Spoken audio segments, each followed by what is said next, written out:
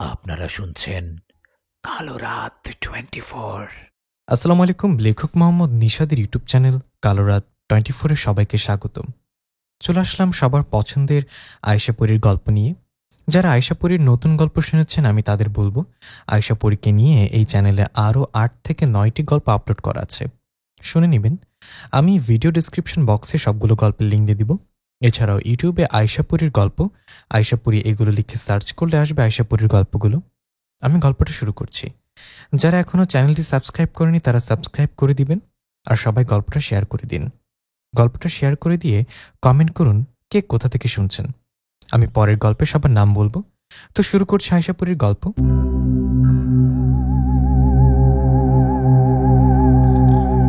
একটা বিয়ে খেতে এসেছি। কোথায় আসছি জানেন? জিন রাজ্যে, একটা পরী বিয়েতে। আমি নিশাত, আমার বউ আয়েশাপুরী আমাকে এই জিন রাজ্যে নিয়ে এসছে পরীর বিয়ে খেতে। যার বিয়ে সেই পরীটা আয়েশাপুরীর কেমন বোন হয় জানি। আমি এর আগে অনেকবার জিন রাজ্যে এসেছি, এসব আমার কাছে নতুন কিছু না। তবুও যতবার জিন রাজ্যে আসি ততবার ভালো লাগে। পরীর বিয়ে হচ্ছে, আমি একটা জায়গায় বসে ওদের বিয়ে দেখছি। এমন সময় আয়েশাপুরী আমার কাছে এসে আমার পাশে বসে বললেন, আমার বরটা এখানে একা একা বসে কি করে? নতুন কোনো পরীর দিকে নজর দেয় না তো আবার? আয়েশার কথায় মুচকে একটা হাসিতে বললাম, তোমার হাতে মায়ের খাবার ইচ্ছে নেই বাবা। অন্য পরিবার মেয়েদের দিকে তাকালে তুমি বুঝে আমাকে ছেড়ে দিবা? আচ্ছা, আমি তো বেশ কিছুক্ষণ ধরে এখানে বসে, তুমি এতক্ষণ কই ছিলা? আমার কথা জবাবে আয়েশাপুরী বললেন, সালাম দাদুর কাছে গিয়েছিলাম কিছুক্ষণের জন্য। হঠাৎ মনে হলো সালাম দাদুর উপর আক্রমণ হতে পারে। পরে গিয়ে দেখলাম না, সালাম দাদু একাই মোকাবেলা করছে পরীদের সাথে। আয়েশার মুখে সালাম দাদুর কথা শুনে একটু চিন্তিত হয়ে বললাম, সালাম দাদুর কাছে গিয়েছিলা? আচ্ছা, কি হয়েছে বলো তো? তখন আয়েশাপুরী আমাকে বললেন, আমি কিছু বলবো না। আমার এই জিন রাজ্যে বিয়ে খেতে বাড়িতে যাবার পর তুমি সালাম দাদুকে জিজ্ঞাসা করলে উনি সবটা বলে দিবে। রানিং একটা ঘটনা যা এখনো চলছে। সালাম দাদুর সাহস আছে বুঝলা, এই বৃদ্ধা বয়সেও উনি শক্তিশালী জিনপরীদের মুখোমুখি হয়। আয়েশার কথার জবাবে আমি বললাম, হ্যাঁ সালাম দাদু আমাকে বলছে উনি যখন যুবক ছিলেন তখন থেকে কবিরাজি করেন। কবিরাজি অনেক বিদ্যা জানা আছে সালাম দাদুর। আমার কথা আয়েশা বললেন, এখন এসব বিষয় বাদ দাও, চলো এদিকে যাই, বিয়ে দেখে খাবার খেয়ে নেয়। আয়েশার কথায় ওর সাথে গিয়ে পরীটার বিয়ে দেখলাম। এরপর খাবার খেয়ে সবার কাছে বিদায় নিয়ে চলে আসলাম জিন রাজ্য থেকে আমাদের মানুষদের দুনিয়াতে, আমাদের বাড়িতে। আমিও আয়েশা পরী বাড়িতে আসায় মা বললেন, তোমরা আসছো? তা বাবা নিশাত, পরী বিয়ে কেমন লাগলো? মায়ের কথা জবাবে আমি বললাম, অনেক ভালো। আমার কথায় মা বললেন, ভালো তো লাগবে, জিন রাজ্যে বিয়ে খেতে গেলে আমাকে একবারও ডাকলিও না। মায়ের কথা আয়েশা হাসতে লাগলেন। এদিকে আমিও হাসিতে বললাম, তুমি কি যেতা জিন রাজ্যে? আমার কথায় মা হাসিতে বললেন, না না, জিন রাজ্যে গেলে আমার ভয় লাগে। আমি তো মজা করে বললাম, যাও তোমরা ঘরে যাও। মায়ের কথা আমিও আয়েশাপুরী ঘরে চলে গেলাম। আমরা যখন জিন রাজ্য থেকে বাড়িতে আসি তখন দুপুর হওয়ায় আমি আয়েশাকে বললাম, আয়েশা আমি বাজারে দোকানে যাই, দোকানে গিয়ে বাবাকে বাড়িতে পাঠিয়ে দিই। বাবা বাড়িতে এসে খাবার খেয়ে রেস্ট করে আবার দোকানে গেলে আমি বাড়িতে আসবো। এই বলে আমি চলে গেলাম বাজারে আমাদের দোকানে। আমি দোকানে যাবার পর বাবাকে বললাম, বাবা যাও বাড়িতে যাও, বাড়িতে গিয়ে গোসল করে খাবার খেয়ে রেস্ট করে বিকেলের দিকে এসো। আর যদি শরীর খারাপ লাগে তাহলে আসার দরকার নেই, রাত হলে আমি দোকান বন্ধ করে বাড়িতে যাব। আমার কথায় বাবা বাড়িতে চলে গেলেন। বাবা বাড়িতে যাওয়ার পর আমি দোকান করতে থাকি। এদিকে দুপুর গড়িয়ে বিকেল হওয়ায় বাবা আবারও আসে দোকানে। বাবা এসে আমাকে বলেন, নিশাত বাবা এখন বাড়িতে যা। বাবার কথা আমি বললাম, ঠিক আছে বাবা, তুমি সন্ধ্যা হলে দোকান বন্ধ করে বাড়িতে যেও, বেশ রাত করো না যেন। আমার কথায় বাবা রাজি হয় আমি বাজার থেকে আগে বাড়ি না গিয়ে চলে গেলাম সালাম দাদুর বাড়িতে। অনেকে আছে যারা আয়েশাপুরীর গল্প নতুন শুনছেন, যারা নতুন তাদের একটু বলি। আয়েশাপুরী আমার বউ। আয়েশাপুরীর হাতে বিশেষ ধরনের একটা চুড়ি আছে, এই চুড়িটার শক্তি অনেক। আয়েশাপুরীর এই চুড়ির জন্য অন্য কোনো জিনপুরী আয়েশাপুরীর সাথে যুদ্ধ করতে পারে না। আয়েশাপুরী আমার বউ, আর সালাম কবিরাজ আমার গ্রামবাসী দাদু। আশা করি বুঝতে পারছেন। এখন গল্পে ফিরি। আমি সালাম দাদুর বাড়িতে আসার পর দাদুকে ডাকতে লাগলাম। আমার ডাকে দাদি বাইরে আসলেন। দাদিকে দেখে বললাম, এই যে বুড়ি, তোমার হিরো কোথায়? কোথায় সালাম কবিরাজ? দাদু, ও দাদু, আরে কোথায় তুমি? আমার কথায় দাদি বললেন, তো দাদু বাড়িতে নেই, কোথায় জানি গিয়েছে, যাবার আগে বলে গেছে ফিরতে রাত হবে নাকি। দাদির কথা আমি বললাম, ঠিক আছে দাদি, সালাম দাদু রাত বাড়িতে আসলে আমার কথা বলবো কেমন? আমার কথায় দাদি বললেন, বস, কিছু খেয়ে যা। দাদির কথা আমি বললাম, না দাদি, আজ কিছু খাবো না, কাল আসবো। এই বলে চলে আসলাম বাড়িতে। বাড়িতে আসার পর আয়শা বলল, কোথা থেকে আসলাম? বাজার থেকে? না না, বাজার থেকে সালাম দাদু বাড়িতে গিয়েছিলাম। গিয়ে দেখি দাদু কোথাও নেই, পেলাম না। দাদি বলল সালাম দাদু নাকি কোথাও গেছে। তখন আয়শা বলল, কোথায় আবার? তোমাদের গ্রাম থেকে 2 গ্রাম কর একটা বাড়িতে অদ্ভুত রকম ঘটনা ঘটেছে। সালাম দাদু ওখানে গেছে। কালকে সালাম দাদুর সাথে দেখা হলে জিজ্ঞাসা করো, সালাম দাদু সেটা বলবে। এখন আবার বাজারে যাও। মা বলল, কি জানি লাগবে। আয়েশার কথা আমি বললাম, আবারও বাজার যাব? একটু আগে না আসলাম? আমি আর যাব না, তুমি যাও। কি আমি যাব? আমি কিভাবে যাব? আয়েশার কথায় আমি দাঁত বের করে হাসি দিয়ে বললাম, কেন? তুমি না পড়ি? তুমি তো বাতাসে মিশে বাজারে যেতে পারো, আবার বাজার করে নিয়ে আসো। আমার কথা আয়েশা বললেন, তাই না? ঠিক আছে, বাজারে গিয়ে সবার সামনে বাজার করবো, দাঁড়াও। এই না না, আমি তো মজা করছিলাম, যাচ্ছি এখনই বাজারে। কথাটা বলে বাজারে গিয়ে বাজার করতে রাতে বাবার সহ একবারে বাড়িতে ফিরলাম। বাড়িতে ফিরে হাত মুখ ধুয়ে রাতের খাবার খেয়ে ঘুমিয়ে পড়লাম। পরের দিন সকালে উঠে নাস্তা করে আমি চলে গেলাম আবারও সালাম দাদুর বাড়িতে। সালাম দাদুর বাড়িতে যাওয়ায় সালাম দাদু আমাকে দেখে বললেন, আরে আয়শা পরীর বর যে? তা পরীর বর আপনি নাকি কাল আমার খোঁজে আসছিলেন? কেন আসছিলেন? আয়শা পরী ধরে মারি নাকি? দাদুর এমন কথা আমি হাসিতে বললাম, দাদু ভালোই তো মজা করতে পারো। গতকাল বিকালে ঘুরতে এসে গেছি। কোথায় গিয়েছিলেন? আয়শা বলল, আমাদের গ্রামের 2 গ্রাম পরে একটা জায়গায় গেছো, সেখানে নাকি অদ্ভুত একটা ঘটনা ঘটেছে। আমার কথায় সালাম দাদু বললেন, আয়শা ঠিক বলেছে, ওখানে আসলে অদ্ভুত রকম ভয়ঙ্কর একটা ঘটনা ঘটেছে। দাদুর কথা আমি বললাম, কি ঘটনা ঘটছে দাদু বলো তো? তখন সালাম দাদু বলতে শুরু করলেন। সালাম দাদু বললেন, আজ থেকে 2-3 দিন আগের ঘটনা। এক বিকালে আমি বাজারে গিয়েছিলাম। বাজারে গিয়ে বাজার করে বাড়িতে আসবে এমন সময় 3 জন লোক আসলেন আমার কাছে।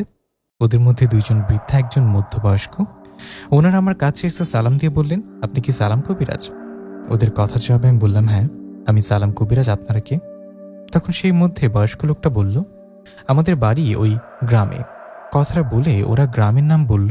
গ্রামের নাম বলার পরপরই সে লোকটা বলল, আমি খুব বিপদে পড়ে আপনার কাছে আসছি কবিরাজ সাহেব, আপনি দয়া করে আমার বাড়িতে চলুন, আমার সাজানো গোছানো সংসারটা শেষ হয়ে যাচ্ছে।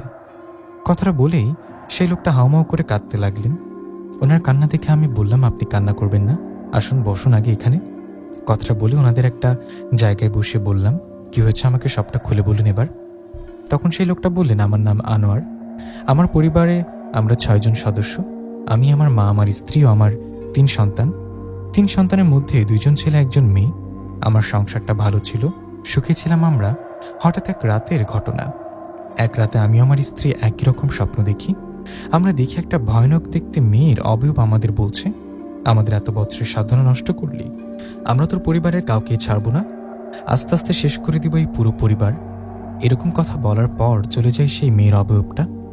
ও চলে যাবার পর সকালে আমি আমার স্ত্রীকে স্বপ্নে দেখা ঘটনাটা খুলে বললে আমার স্ত্রী অবাক হয়ে বলে, আর কি বলো, এই একই রকম স্বপ্ন তো আমিও দেখেছি, সেই মেয়ের অবয়বটা আমাকে বলেছে আমাদের এত সাধনা নষ্ট করলি, আমি আস্তে আস্তে তোদের পরিবারকে শেষ করে দিব।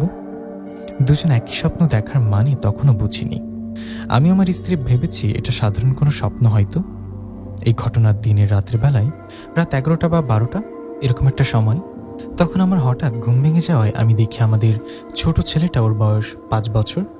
আমার এই ছোট ছেলেটা পাশে নেই। ছেলেটাকে পাশে না দেখে আমার স্ত্রীকে ডেকে তুলি। আমার ডাকে আমার স্ত্রীর ঘুম থেকে উঠে বলে, কি ব্যাপার, আমাদের ছেলে কই? তখন আমার স্ত্রী বলি, সেই জন্যই তো আমাকে ডেকে তুললাম তোমাকে, আমাদের ছোট ছেলেটা কই? আমি ঘরে খাটের নিচে সাবধানে খুঁজলাম, ওকে কোথাও পেলাম না। ওদিকে দরজা তো লাগানো, আমাদের ছেলে তো ছোট, দরজা খুলতে পারবে না। এই বলে আমার স্ত্রী আমি দরজা খুলে লাইট হাতে খুঁজতে থাকি ও ডাকতে থাকি আমাদের ছেলের নাম ধরে, কিন্তু আমাদের ছেলেকে খুঁজে পাই না। আমাদের ডাকে আমার মা ও আমার অন্য সন্তানরা উঠে গেলে সবাই মিলে খুঁজতে থাকি। আমরা খোঁজার সময় আমার ঘরের পেছনে একটা গাছ থেকে হঠাৎ করে কেউ পাশে থাকা পুকুরে লাফ দেয়।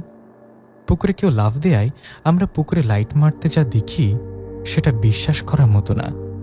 আমি কেন দুনিয়ার কেউ বিশ্বাস করবে না যদি নিজের চোখে না দেখে? আমরা সবাই দেখি একটু আগে গাছ থেকে পুকুরে যে লাফ দিয়েছিল সে আমার ছোট্ট ছেলেটা। ওখানে সব থেকে অবাক করা ঘটনা হলো আমাদের ছোট ছেলেটা পুকুরের পানির উপর দাঁড়িয়ে আছে। এটা কিভাবে সম্ভব? ওকে দেখে মনে হচ্ছে ও পানির উপরে না মাটিতে দাঁড়িয়ে আছে। আমরা এরকম দৃশ্য দেখার পর অবাক হয়ে ওকে ডাকতে থাকি। আমার ডাক শুনে পানির ওপর দাঁড়িয়ে থাকা ছোট্ট ছেলেটা পানির ওপরে দৌড়াতে থাকে। এটা কিভাবে সম্ভব? পানির উপরে দৌড়াচ্ছে কিভাবে, তাও এইটুকু একটা বাচ্চা? ওকে দৌড়াতে দেখে আমার মা, আমার স্ত্রী ও বাকি সন্তানেরা চিৎকার দিতে থাকে। এমন সময় আমি পুকুরে থাকা বাচ্চাটাকে উদ্দেশ্য করে বলি, বাবা কি হয়েছে তোর? আমাদের কাছে আয়, আয় বাবা। কিন্তু আমাদের কথা না শুনে বাচ্চাটা পানির উপরে দৌড়াতে থাকে আর ঘুরতে থাকে। এই দৃশ্য দেখে আমি চিৎকার করতে থাকি। আমার চিৎকারের আশেপাশের অনেকেই দৌড়ে আসে পুকুরের দিকে।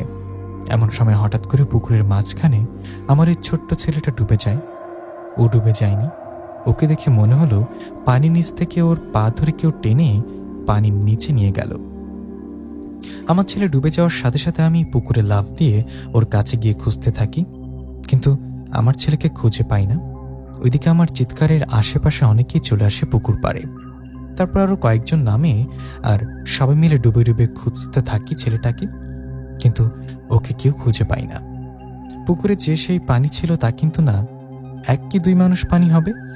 আমার ছেলেটাকে খুঁজে না পাওয়ায় আমার মা, আমার স্ত্রী, আশেপাশে সবাই কান্না করতে থাকে। ছোট্ট একটা বাচ্চা। আমরা অনেক খোঁজাখুঁজির পর যখন বাচ্চাটাকে খুঁজে পাই না, তখন অনেকে বলতে থাকে রাতের বেলার খুঁজে লাভ নেই, সকাল হলে খোঁজা যাবে। এই ভেবে সকাল পর্যন্ত অপেক্ষা করি।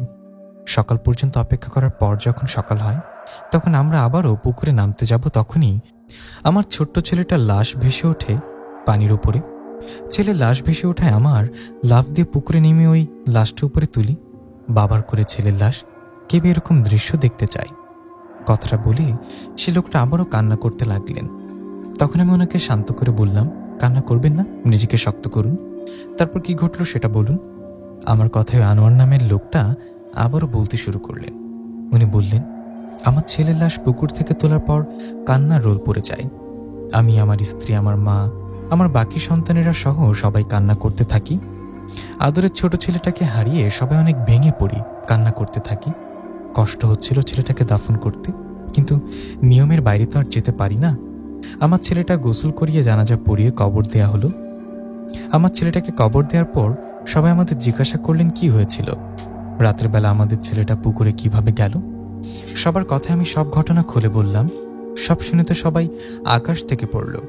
এটা কিভাবে সম্ভব? একটা 5 বছর বয়সী বাচ্চা দরজা না খুলে বাইরে বেরিয়ে গেল, তারপর গাছে উঠল, গাছ থেকে আবার পুকুরে লাফও দিল, পুকুরে পানির উপর দৌড়াতে লাগলো। এরকম ঘটনা আমরা কখনো দেখিনি বা শুনিও নি। আমার কথা কেউ বিশ্বাস না করায় আমার স্ত্রী, আমার মা ওদের কথা শুনে সবাই বিশ্বাস করে আসলেই এরকম একটা ঘটনা ঘটেছে। অদ্ভুত রকম ঘটনা ঘটে আমার ছেলেটা মারা যাওয়ার পর। অনেকে বলে, আনোয়ার, আমাদের মনে হয় তোমার ছোট ছেলেটার এরকম মৃত্যু স্বাভাবিক কোনো ঘটনা না। তোমাদের রাতের স্বপ্ন দেখাও ছেলের এরকম অস্বাভাবিক মৃত্যুর অস্বাভাবিক ঘটনা। তুমি একজন কবিরাজের কাছে যাও, কবিরাজ নিয়ে আসো বাড়িতে। সবার কথা মতো পরের দিন আমি একজন কবিরাজকে নিয়ে আসি আমার বাড়িতে। কবিরাজ এসে আমার বাড়িটা ঘুরে আমাকে বলেন, কোনো দুষ্ট জিনের নজর পড়েছে, আমি তাবিজ দিয়ে যাচ্ছি, আশা করি কোনো সমস্যা হবে না। এই বলে কবিরাজ ঝাড়ফুঁক দিয়ে তাবিজ দিয়ে চলে যায়। কবিরাজ চলে যাবার কিছুদিন ভালো ছিল। কিছুদিন পর আমাদের সবাইকে অবাক করে দিয়ে সেই পুকুরে আমার মেজ মেয়েটার লাশ পাওয়া যায়। একটা ছেলেকে হারালাম, এর কিছুদিন পর ঠিক মেয়েটাকেও হারালাম।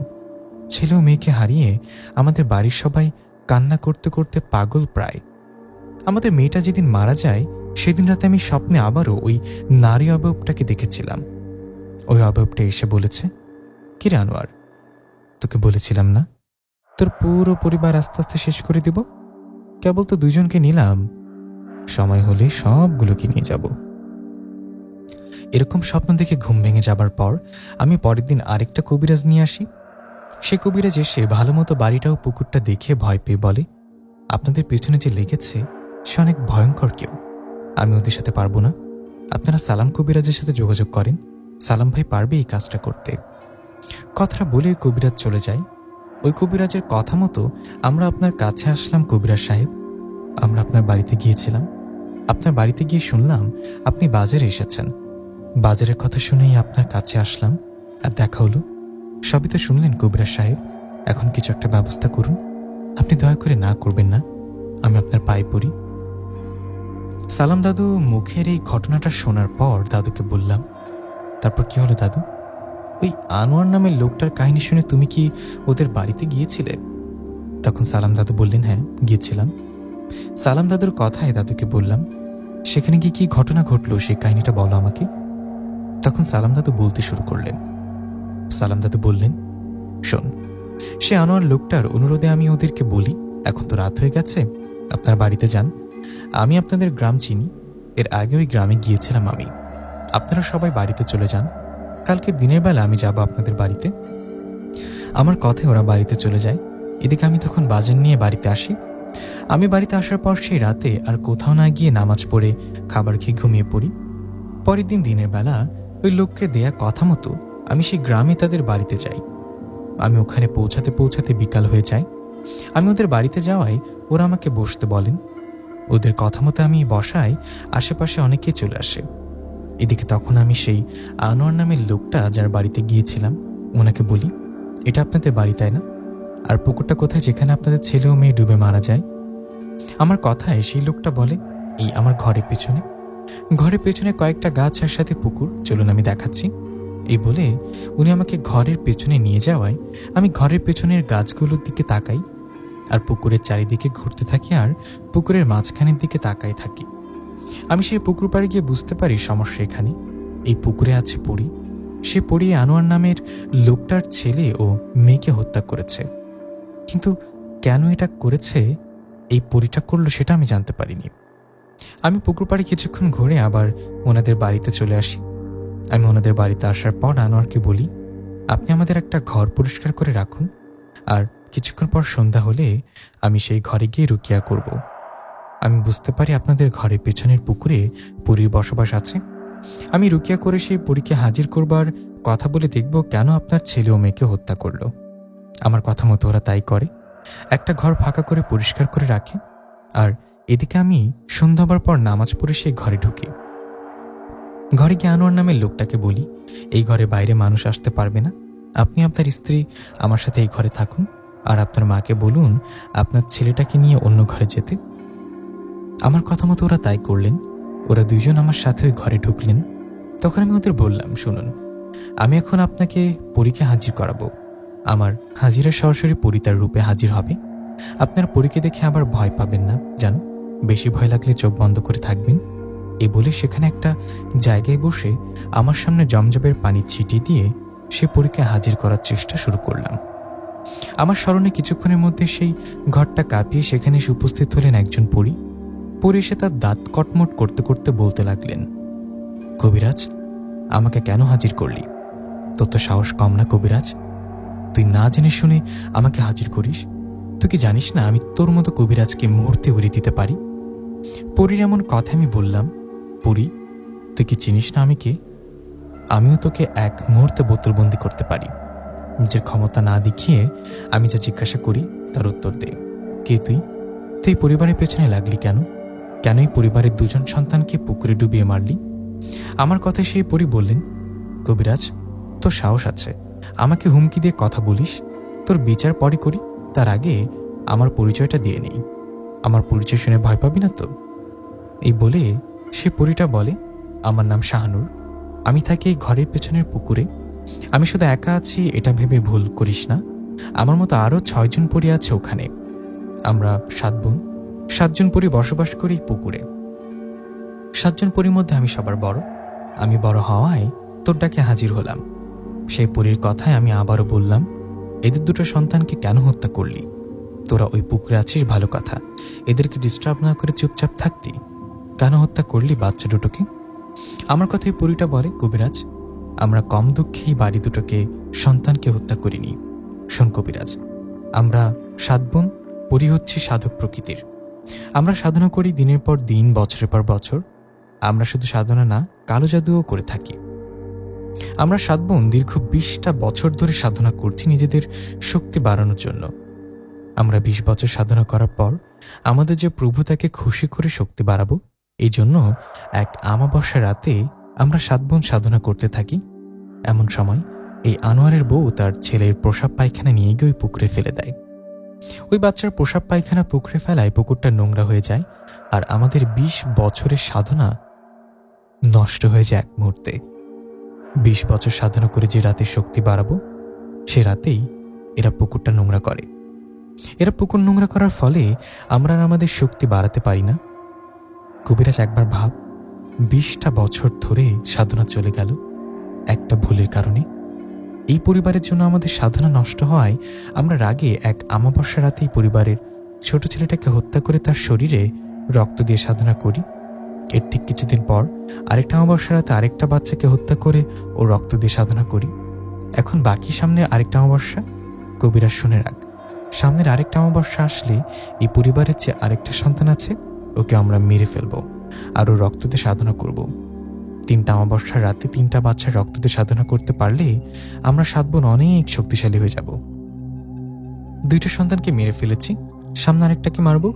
কবিরাজ, তুই পারলে আটকে দেখাস। এই বলে সে পরী সেখান থেকে চলে যায়। সে পরী চলে যাবার পর আনোয়ার ও আনোয়ারের বউ কান্না করতে থাকে। ওরা কান্না করে আমাকে বলে, কবিরাজ সাহেব, বিশ্বাস করুন, আমরা জানতাম না ওই পরীরা সেই পুকুরের সাধনা করেছিল। জানলে আমাদের বাচ্চা প্রসাব পায়খানা ফেলে পুকুরটা নোংরা করতাম না। পরীটা আমার 2টো সন্তানকে মেরে ফেলেছে। এখন বেঁচে আছে আমার বড় ছেলেটা। পরী বলল, এই ছেলেটাকেও নিয়ে যাবে। কবিরাজ সাহেব, আপনার পায়ে পড়ি, বাঁচান আমার এই ছোট্ট ছেলেটাকে পরীদের হাত থেকে। ওদের কান্না অনুরোধ আমি বলি, আপনারা কান্না করবেন না। আপনারা তো জেনে শুনে পুকুরটা নোংরা করেননি, আপনাদের কোনো দোষ নেই, আপনারা কোনো চিন্তা করবেন না। সামনের আমাবস্যা আসতে এখনো 7 দিন বাকি। 7 দিন পর আমাবস্যার সেই পরীদের আপনার সন্তানকে নিয়ে যেতে দেব না। আমি আপনাদের ঘরে ও আপনাদের সবার শরীর বন্ধ করে দিয়ে আজ বাড়িতে যাই। এরপর 2-1 দিন দেখি ওরা কোনো সমস্যা করে কিনা। 2-1 দিন পর আবার আসবো। আমার কথা ওরা বলেন, আজকে তো রাত হয়ে গেছে, আজকে কিভাবে যাবেন? এই বলে ওরা আমাকে বলেন তাদের বাড়িতে থেকে সকালে বাড়িতে আসতে। ওদের কথা মতো আমি না থাকতে চাইলেও পরে ওদের জোরাজুরিতে রাতটা ওদের বাড়িতে থেকে সকালে বাড়িতে আসি। সালাম দাদুর মুখে এসব ঘটনা শুনে আমি অবাক হয়ে বললাম, বা অন্য একটা কাহিনী তো, তা তুমি এখন কি করবা? আবারও যাবা কি আনোয়ার নামে ওই লোকটার বাড়িতে? তখন সালাম দাদু বললেন, হ্যাঁ যাব, আজকে না গেলেও কালকে যাব, আমাকে যেতেই হবে। আমি থাকতে আনোয়ারের ছেলেটাকে পরীরা নিয়ে যেতে পারবে না, এটা আমি হতে দেব না। সালাম দাদুর কথা ওনাকে বললাম, তারপরে আনোয়ার নামের লোকটার বাড়িতে যাবা কবে? আমার কথায় দাদু বললেন, কালকে বিকালে আসিস, একসাথে যাব ওখানে। দাদুর কথায় আমি রাজি হয়ে গেলাম এবং বাড়িতে চলে আসলাম। বাড়িতে যাবার পর আয়শা বলল, সালাম দাদু কি বলল? তখন আমি বললাম, কে আর বলবে, পরীদের কথা বলল, তুমি তো সবই জানো, জেনে শুনে আমাকে বলনি তাই না? আমার কথা আয়শা বললেন, তোমাকে তো জিন রাজ্যে থাকতে বলেছিলাম, আমার বোনের বিয়ের সময় তোমাকে বললাম না সালাম দাদুর কাছে গিয়েছিলাম, তখন ওই শাহানুর পরীটা দাদুর কাছে আসছিল, তাই ভেবেছিলাম দাদুকে কিছু করবে কিনা, কিন্তু পরে শাহানুর পরী দাদুকে কিছু না করে চলে যায়। সালাম দাদু যে লোকটার কথা বলল, ওনাদের বাড়ির পেছনেই শাহানুর পরীরা থাকে। ওরা 7 বোন, 7 বোন সাধনা প্রকৃতির পরী। ওদের বাবা এরকম ছিল। আয়শার কথায় ওকে বললাম, সালাম দাদু বলেছে কালকে যাবে ওদের বাড়িতে, আমাকে কাল বিকালে যেতে বলেছে, আমিও যাব দাদুর সাথে। আমার কথা আয়শা বলল, তুমি তো যাবেই, তুমি না গেলে হয় নাকি, তুমি তো ছোট্ট কবিরাজ। এই বলে আয়শা মুচকে হাসিতে বললেন, ছোট কবিরাজ মশাই, যান এখন গোসল করে আসেন, আমি আপনার জন্য খাবার দিচ্ছি। আয়শার কথা আমিও হেসে বললাম, আমি কবিরাজ না হুম, আমি পুরীর বর, আয়শা পুরীর বর। কথাটা বলে গোসল করে এসে দুপুরে খাবার খেয়ে নিলাম। খাবার খেয়ে কিছুক্ষণ রেস্ট করে চলে গেলাম বাজারে গিয়ে বাবাকে বললাম, বাবা বাড়িতে যাও, আজকে আর তোমাকে দোকানে আসতে হবে না, আমি সন্ধ্যা হলে দোকান বন্ধ করে বাড়িতে যাব। আমার কথায় বাবা চলে গেলে আমি দোকান করতে থাকি, আর রাত হলে দোকান বন্ধ করে চলে যাই। সালাম দাদু বলেছিল কালকে বিকালে ওদের বাড়িতে যাবে, সেই আশাতে রাতটা পার করে দিলাম। পরের দিন বিকাল হতে আমি চলে গেলাম সালাম দাদুর বাড়িতে। আমাকে দেখে দাদু বললেন, কিরে কয়টা বাজে, এত দেরি করলি কেন? তখন দাদুকে বললাম, আসলে এখন দুপুরবেলা দোকানে বসতে হয়, আমি দোকানে বসি, বাবা খেতে আসে, তাই দেরি হলো, চলো এখন। আমার কথায় সালাম দাদু হাঁটতে লাগলেন, আমিও সালাম দাদু হাঁটছি। এমন সময় সালাম দাদু বললেন, তা হ্যাঁ রে নিশাদ, আয়শাপুরে এই 7 বোন পরীর বিষয়ে কিছু কি জানে নাকি? তোকে বলেছে কি ওদের বিষয়ে? হ্যাঁ দাদু, আয়শাপুরের 7 বোন পরীর বিষয়ে সব জানে। তুমি যেদিন শাহানুর পরীকে হাজির করেছিলে, সেদিন আয়শা পরী তোমার কাছে আসছিল কিছুক্ষণের জন্য। আয়শা ভাবছিল শাহানুর পরী যদি হঠাৎ তোমাকে আক্রমণ করে, তাই পরে তোমার কিছু না হয় আয়শা পরী আবার ফিরে যায়। আমার কথা দাদু বলল, তাই নাকি? আমি তো এসব জানতাম না। আয়শাকে আমার পক্ষ থেকে ধন্যবাদ জানাস। দাদুর কথায় আমি বললাম, ঠিক আছে দাদু। আচ্ছা দাদু, একটা কথা, আমরা যেখানে যাচ্ছি সেখানে তো 7 জন পরী থাকে। তুমি কি 7 জনকে দেখেছো বা 7 জনের সাথে কথা বলেছ? আমার কথায় সালাম দাদু বললেন, না, শুধু বড় যে পরীটা আছে ওর সাথে কথা বলেছি। 7 জন পরীর কথা তো শুনতে হয় না। ওদের মধ্যে বড় যে পরীটা আছে সে যেটা বলবে বাকি 6 বোন ওটাই শুনবে, ওরা ওর কথাই মেনে চলবে।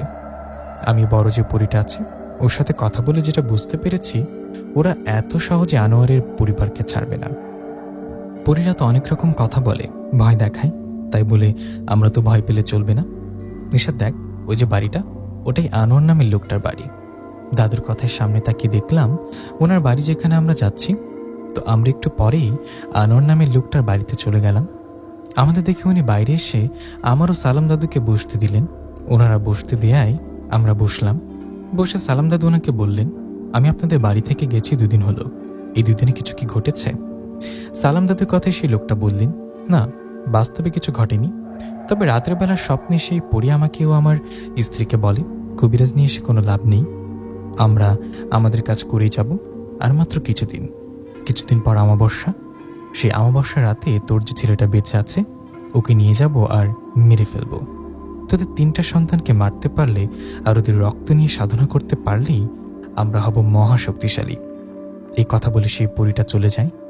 আনোয়ারের মুখে কথাটা শুনে সালাম দাদু বলেন, ওরা যা বলে বলুক, এত ভয় পাবেন না। এই বলে সালাম দাদু বলেন, আপনারা এখন একটু এখানে থাকুন, আমি পুকুর পাড় থেকে আসি। সালাম দাদুর কথায় আমি বললাম, দাদু আমি কি যাব? আমার কথায় দাদু বললেন, না, তুই এখানে থাক, আমি আসছি। এই বলে সালাম দাদু ঘরের পেছনে পুকুর পাড়ে চলে গেল। দাদু পুকুর পাড়ে যাবার পর পুকুরের মাঝখানে কিছুক্ষণ তাকিয়ে থেকে দাদু একটু মাটি নিলেন। দাদু মাটিটুকু নিয়ে সেখানে দোয়া পরে পুকুরের পানিতে ফেলে দিলেন। দাদু মাটিটা পানিতে ফেলার একটু পর অনুভব করলেন তার পেছনে কেউ দাঁড়িয়ে আছে। পেছনে কাউকে অনুভব করায় দাদু পেছনে তাকিয়ে দেখলেন ওনার পেছনে দাঁড়িয়ে আছে 7 জন পরী। দাদু পরীদের দিকে তাকাতেই সেই পরীদের মধ্যে বড় যে পরী শাহানুর, সে শাহানুর পরী বললেন, কবিরাজ তোর তো সাহস কম না, পুকুর পাড়ে এসে আমাদের ডিস্টার্ব করছিস। তোকে সেদিন বললাম না আমাদের মাঝে আর আসবি না, চলে যা এখান থেকে, আর কোনোদিন আসবি না এই বাড়িতে। আমরা সামনের অমাবস্যা রাতে এই আনোয়ারের ছেলেটা নিয়ে যাব। পরীর কথায় সালাম দাদু বললেন, কেন আনোয়ারের ছেলেকে নিয়ে যেতে হবে? কেন ওর 2টো ছেলেকে হত্যা করেছিস, এতে কি শান্তি হয়নি? তোদের একটা ভালো কথা বলি, তোরা আনোয়ারের পরিবারকে ছেড়ে চলে যা, এর বিনিময়ে ছাগল বা মোরগ এসব লাগলে বল, তাই দেয়া হবে। তখন সে পরী বলে, কবিরাজ আমাদের মোরগ বা ছাগল এসব কিছুই চাই না, আমাদের লাগবে মানুষের রক্ত। আমরা যা বলছি তাই করব। সামনে অমাবস্যা রাতে আনোয়ারের ছেলেটাকে নিয়ে যাব, তুই কিচ্ছু করতে পারলে করিস। পরীর কথা জবাবে সালাম দাদু বলল, আমি দেখব আমি থাকতে তোমরা ওকে কিভাবে নিয়ে যাও। দাদুর এমন কথায় শাহানুর পরী বলে, দেখ কবিরাজ, মরতে না চাইলে আমাদের কথা শোন, পালিয়ে যায় এখান থেকে। আমরা 7 বোন, আমাদের 7 রকম ক্ষমতা আছে, আমরা এক একজন এক এক রকম শক্তিশালী, আমাদের মাঝে আলাদা আলাদা গুণ আছে, তুই আমাদের কিচ্ছু করতে পারবি না, যা চলে যায় এখান থেকে। কথাটা বলে বাতাসে মিশে যায় সেই পরীরা। পরীরা চলে যাওয়ায় সালাম দাদু আবার আমাদের কাছে আসলেন। সালাম দাদু এসে আনোয়ারকে বললেন, শুনুন, আজ থেকে 3 দিন পর অমাবস্যা রাত, এই 3 দিনের মধ্যে আপনাদের আশা করি কোনো সমস্যা হবে না। সমস্যা হবে 3 দিন পর রাতের বেলা, আপনি কোনো চিন্তা করবেন না।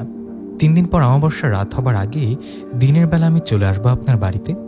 আমি এখানে আসার পর যা করার দরকার তাই করব। আজকে সন্ধ্যা হয়ে গেছে, আমরা আজ বাড়িতে যাই। কথাটা বলে সালাম দাদু আমাকে বললেন, নিশাত চল। দাদুর কথা আমিও দাদু চলে আসলাম বাড়িতে। আমি বাড়িতে আসায় আয়শা বললেন, ছোট কবিরাজ আজ কি হলো? সালাম দাদুকে ওই পরীদের কিছু করলো? আয়শার কথা আমি বললাম, না, আজকে কিছু করেনি। দাদু বলেছে 3 দিন পর অমাবস্যা, সেদিন ওই পরীদের মুখোমুখি হবেন, 3 দিন পর যেতে হবে। আমার কথা আয়শা বলল, ঠিক আছে, দেখি 3 দিন পর কি হয়। ছোট বড় কবিরাজ মিলে কি করে সেদিন ওই পরীদের।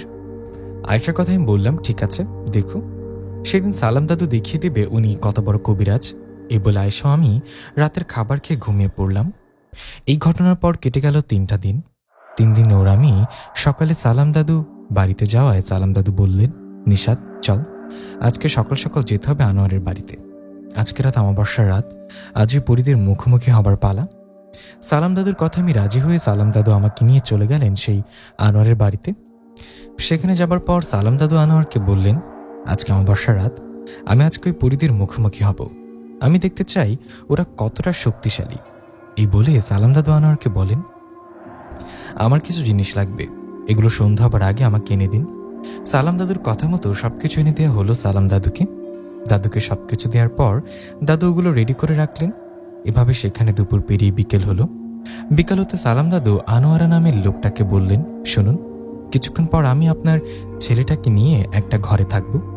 সন্ধ্যা থেকে রাতের নির্দিষ্ট একটা সময় পর্যন্ত থাকবে আপনার ছেলেটাকে নিয়ে। আপনার ছেলে আমার সাথে থাকলে ও 7 জন পরীকে নিয়ে যেতে পারবে না, আর আজকে রাতের বেলা ওকে নিতে না পারলে আর কখনোই নিয়ে যাবে না। কারণ আজকে পরীদের সাধনা নষ্ট হলে পরে আপনার ছেলেকে নিয়ে গিয়ে আর কোনো কাজ হবে না। সালাম দাদুর কথায় আনোয়ারা বললেন, ঠিক আছে কবিরা সাহেব, আপনি যা বলবেন তাই হবে। ওনার কথায় সালাম দাদু অপেক্ষা করতে লাগলেন। এদিকে বিকেল গড়িয়ে সন্ধ্যা হলো। সন্ধ্যা হতেই সালাম দাদু আগে থেকে রেডি করা কিছুটা দুধ ও কয়েক গাছের ফুল ওগুলো হাতে নিয়ে দোয়া কালাম পরে ঘরের পেছনে সেই পুকুরে ফেলে দিলেন। দুধ ও ফুলগুলো পুকুরে ফেলে বাড়িতে এসে সালাম দাদু আমাকে বললেন, নিশাত, তুই আমার সাথে থাক। কথাটা বলে আমাকেও আনোয়ারের ছেলেকে নিয়ে একটা ঘরে ঢুকলেন। সেই ঘরে গিয়ে দরজা বন্ধ করে সালাম দাদু কি কি জানি পড়তে লাগলেন। এভাবে কাটতে লাগলো সময়। হতে লাগলো রাত গভীর। রাত কিছুটা গভীর হবার পর আমরা যে ঘরের ভিতরে ছিলাম সেই ঘরটা কেঁপে উঠল, আর মনে হতে লাগলো ঘরের বাইরে কেউ ঘোরাঘুরি করছে। বাইরে এমন ঘোরাঘুরির আওয়াজ পেয়ে সালাম দাদুর দিকে তাকালে উনি ইশারা দিয়ে বলেন, চুপ করে থাক, কথা বলিস না। দাদুর কথায় আমি চুপ করে রইলাম। আমার পাশে আনোয়ারাদের ছেলেটার বাসা। ওইদিকে তখন ঘরের বাইরে থেকে আওয়াজ হতে লাগলো। আওয়াজ হয়ে আর ঘরটা কেঁপে ওঠে। এভাবে কিছুক্ষণ চলার পর হঠাৎ সবকিছু শান্ত হয়ে যায়। সবকিছু শান্ত হওয়ার পর ঘরের দরজার কাছে এসে আমার নাম ধরে ডাক দেয় আয়শা পরি। আয়শা আমার নাম ধরে ডাক দেয়। আমি অবাক হয়ে সালাম দাদুর দিকে তাকাই। তখন সালাম দাদু দরজার কাছে গিয়ে বলে, কে কে কে কে তুমি? দাদুর কথা জবাবে দরজার ওপাশ থেকে আয়শা বলে, দাদু, আমি আয়শা পরি, আপনারা বাইরে আসুন। আমি 7 জন পরীকে মেরে ফেলেছি, আর কোনো ভয় নেই। আয়শার কথায় সালাম দাদু কিছুক্ষণ চুপ থেকে দরজা খোলে। দাদু দরজা খুলে বাইরে থেকে দেখেন আয়শা দাঁড়িয়ে আছে। ওইদিকে দরজা খোলায় আয়শা বলেন, দাদু, আপনাকে আর কষ্ট করে কিছু করতে হবে না। আমি সবগুলো পরীকে মেরে ফেলেছি। এখন ওরা পুকুর পাড়ে বিড়ালের রূপে পড়ে আছে। আমার সাথে আসুন, দেখাচ্ছি। আয়শার কথায় সালাম দাদু শুরুতে যেতে না চাইলেও পরে আয়শার সাথে পুকুর পাড়ে যেতে লাগলেন। দাদু পুকুর পাড়ে যাবার আগে আমাকে বললেন, নিশাত, তুই এখানে থাক। দাদুর কথায় আমি আনোয়ারের ছেলেকে নিয়ে ঘরে বসে আছি। ওইদিকে সালাম দাদু আয়শা পরীর সাথে পুকুর পাড়ে যাবার পর চারিদিকে তাকিয়ে সালাম দাদু বললেন, আয়শা, কোথায় ওরা? তুমি না বললে এখানে সবাই বিড়াল রূপে পড়ে আছে, কোথায় ওরা? সালাম দাদুর কথা আয়শা বলল, কবিরাজ, আমরা বলেছিলাম না আমাদের 7 জন পরীর এক একজন এক এক ক্ষমতা আছে। আমি আয়শা পরি না রে কবিরাজ, আমি মায়া জাদুতে পারদর্শী ওই 7 জন পরীর মধ্যে একজন। কবিরাজ, তুই আমার ধোকা ধরতে পারলি না। নিয়ে গেলাম তোর আনোয়ারের ছেলেটাকে। কথাটা বলে আয়শা পরীর রূপে থাকা ওই পরীটা তার রূপে আসে। এদিকে তখনই আমি ঘর থেকে চিৎকার করে সালাম দাদুকে ডাকতে থাকি। হঠাৎ করে আনোয়ারের ছেলের কি জানি হলো।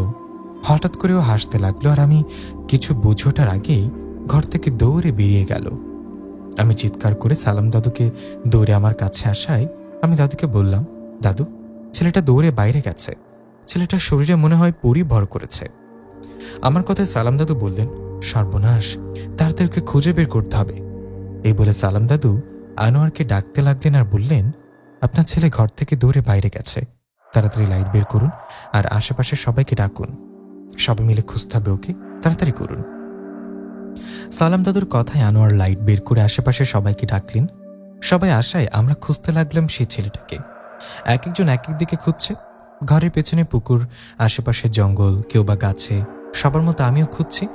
আমি খুঁজতে খুঁজতে হঠাৎ একটা গাছের ডালের পাতের ভিতরে দেখতে পাই পায়ের মতো কিছু একটা। আমি পায়ের মতো কিছু একটা দেখে ভালো করে দেখলে বুঝতে পারি গাছের ডালে বসে বসে সবাই আনোয়ারের ছেলেকে, আমরা যাকে খুঁজছি। আমি ছেলেটাকে দেখে চিৎকার করে সবাইকে ডাকতে যাব, এমন সময় আমার পাশে একজন পড়ি আর বলে, এই খবরদার চিৎকার করবি না, চলে যা এখান থেকে। এই ছেলেটা এখানে এই কথা বললে তোকে মেরে ফেলবো, চুপ কর। পরীর এমন কথা শুনে আমি ভয় না পেয়ে সালাম দাদুর নাম ধরে ডাক দিই।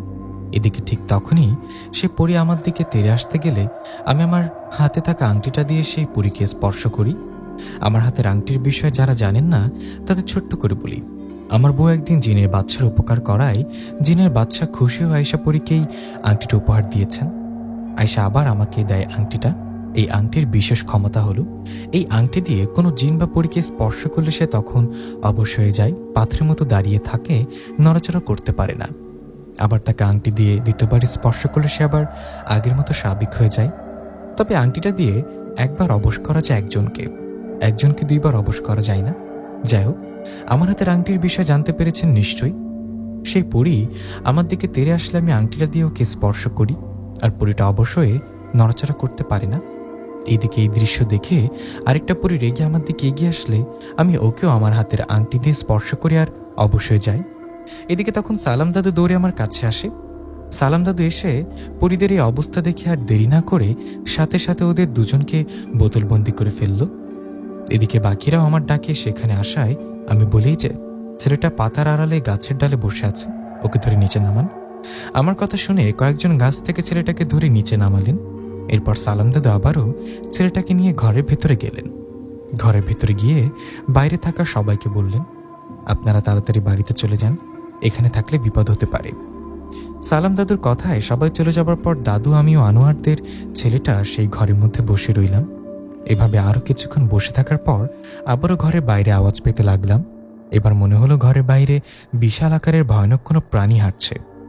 এরকম অবস্থায় সালাম দাদু আমাকে বললেন, নিশাত, আমি এখন ঘরের বাইরে যাব। আমি বাইরে বের হলে দুই দরজা লাগিয়ে এই ছেলেটা হাত ধরে বসে থাকবে, কেমন? আমি না বলা পর্যন্ত দরজা খুলবি না। কথাটা বলে দুজন পরীকে বন্দি করা বোতলটা হাতে নিয়ে সালাম দাদু ঘরের বাইরে বের হন। সালাম দাদু ঘরের বাইরে বের হওয়ার পর বাকি 5 জন পরী এসে সালাম দাদুকে ঘিরে ধরে আর দাদুর চারিদিকে ঘুরতে থাকে। ওই ভয়ানক দৃষ্টিতে দাদুর দিকে তাকিয়ে রেগে কটমট করতে থাকে। এটা দেখে সালাম দাদু বলে, আমাকে ভয় দেখে কোনো লাভ নেই। তোরা যত বড় শক্তিশালী পরী হোস না কেন, আমার কিচ্ছু করতে পারবি না, এটা আমি ভালো করে জানি। আমাকে কিছু করলে তোদের 2 বোন মারা যাবে। তোদের 2 বোনের মতো তোরাও বন্দী হতে চাস নাকি? দাদুর কথায় সে পরীরা বলে, কবিরাজ, আমাদের 2 বোনকে বন্দী করেছিস কেন? তোর সাহস তো কম না, ছেড়ে দে ওদেরকে। তখন সালাম দাদু বলেন, ছেড়ে দেব, আগে আমার কাজ হয়ে যাক। আমাকে আগে কথা দিতে হবে এই আনোয়ারের পরিবারের কারোর কিছু করবি না। ওদের পরিবারের আর কারোর কোনো ক্ষতি করা তো দূরের কথা, এই জায়গায় আর থাকবি না, চলে যাবি অনেক দূরে। তোরা যদি এই কথাটা আমাকে দিতে পারিস তাহলে তোদের বোন দুজনকে ছেড়ে দেব। সালাম দাদুর কথায় পরীরা অনেক হুমকি ধামকি দিতে থাকে সালাম দাদুকে, কিন্তু এতে কোনো লাভ হয় না। শেষমেশ কোনো উপায় না পেয়ে পরীরা বলে, ঠিক আছে কবিরাজ, আমরা তোর কথায় রাজি, আমাদের বোনেদের মুক্ত করে দে। আমরা আনোয়ারের পরিবারের কিচ্ছু করব না, এখান থেকে দূরে চলে যাব। পরীদের কথায় সালাম দাদু বলেন, ঠিক আছে, অপেক্ষা কর, আগে তোদের সাধনার টাইম পার হয়ে যাক। তোদের সাধনার টাইম পার হবার আগে তোদের বোনদের ছাড়লে তোরা আনোয়ারের ছেলের কোনো অঘটন ঘটাবি। আমি তো জানি তোরা কেমন। এই বলে সালাম দাদু অপেক্ষা করতে থাকে।